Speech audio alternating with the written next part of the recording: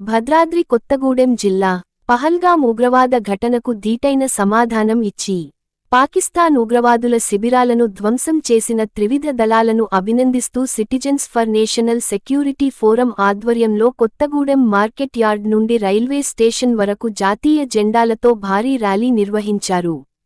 ఈ సందర్భంగా వారు మాట్లాడుతూ భారత ఆర్మీ త్రివిధ దళాలు పాకిస్తాన్ ప్రేరేపిత ఉగ్రవాదులను తమ ధైర్యసాహసాలతో ఉగ్రవాద శిక్షణ శిబిరాలను కేవలం 25 నిమిషాల్లోనే ధ్వంసం చేసి తుదముట్టించారని వారి వీరత్వానికి ప్రతీకగా దేశవ్యాప్తంగా తిరంగా ర్యాలీ నిర్వహిస్తున్న నేపథ్యంలో కొత్తగూడెం పట్టణంలో భారత త్రివిధ దళాలను అభినందిస్తూ వారికి కృతజ్ఞత తెలుపుతూ తిరంగా ర్యాలీ నిర్వహించడం జరిగిందన్నారు. భారతదేశంలోని 140 కోట్ల మంది జనాభాకు రక్షణ కవచంలా ఉగ్రవాదాన్ని తుదముట్టించడమే లక్ష్యంగా భారత ప్రభుత్వానికి త్రివిధ దళాలకు దేశ ప్రజలందరూ ఐక్యంగా మద్దతు తెలపాలన్నారు.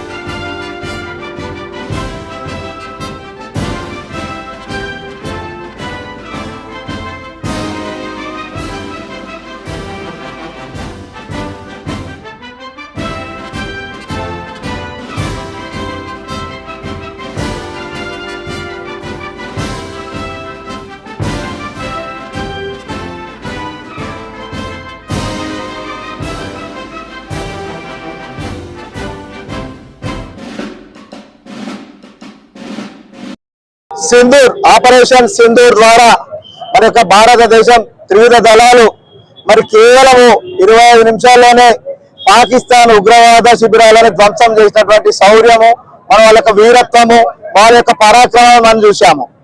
కూడా ధ్వంసం చేసింది 11 తీవ్రవాద సంబంధించినటువంటి శిక్షా శిబిరాలు.